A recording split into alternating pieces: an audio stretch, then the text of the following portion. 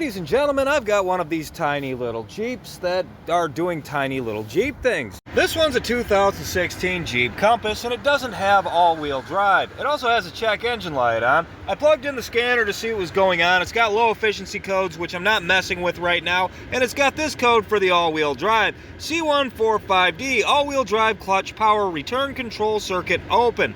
I've seen this before. Let's get it inside and see what's going on. What I like most about this job is most of the work I'll be doing is probably underneath of the vehicle, where all of the snow and salt will be dripping on my face. Yay me. This is exactly what I was hoping for when I forced myself out of bed this morning. Now this is most likely a continuity issue between the actuator and the module, but let's just go through the whole diagnostics process. Why not? That'll give me time to prepare for what I know is coming. Alright, we'll get this thing out of the way, which I'm sure isn't that bad if you don't have nerve damage in your fingers. And of course the fuses aren't labeled, we just have numbers. That's alright. I got this continuity tester right here, and I'm just going to ground out right here to this thing. And we are going to test this fuse right here, which is fuse number 2.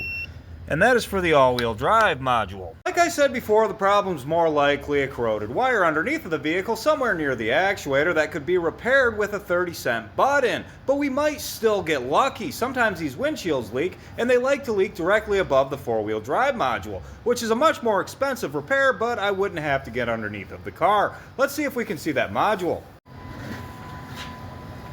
I'm just going to pull this plastic right here and right here out of the way. Once underneath of the vehicle, and I'm trying to give you the best image of this as I can, that white plug-in right there is plugged into the four-wheel drive module way up in there.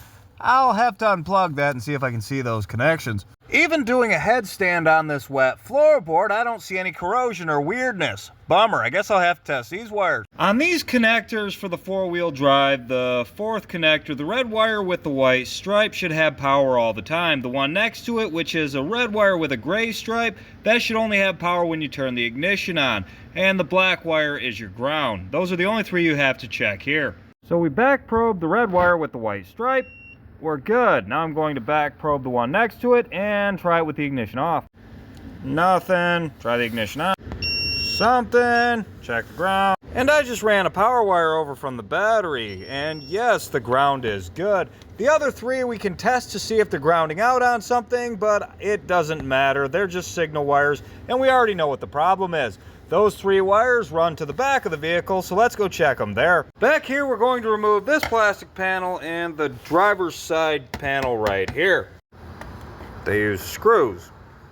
Alright, that piece of plastic's out of the way far enough, and I've located this connector. This connector has two yellow wires that go from this connector back to the one I was just messing with.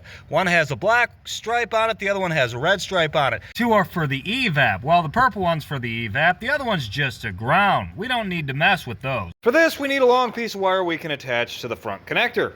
I've attached this wire to the yellow with the black stripe, and I'm just going to run my wire all the way to the back of the vehicle. And we have continuity. Now we just got to check the other yellow wire, the one with the gray stripe. Attached up here at the module plug-in.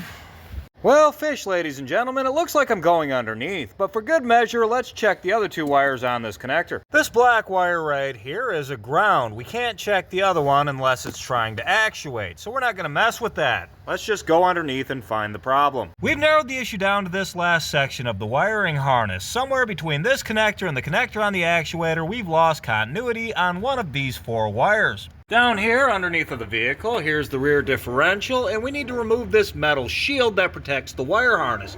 It has a single 10mm bolt up at the top that needs to come out.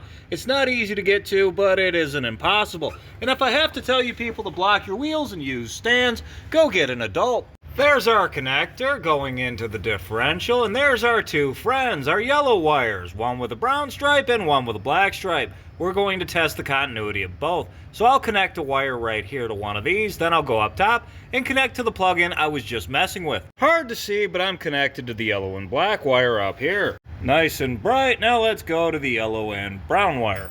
Uh-oh, that's not the problem. Oh man, and I thought I knew everything. Damn it. I got suspicious and plugged everything in. Now the four-wheel drive's working. That means we most likely have a loose pin someplace, and I now have to load test everything that I just tested. Bummer. I intentionally saved this part for the end of the video for the people who like to comment about this sort of thing without watching the entire video. This is a continuity tester. See, it tests continuity. They also work as a regular circuit tester.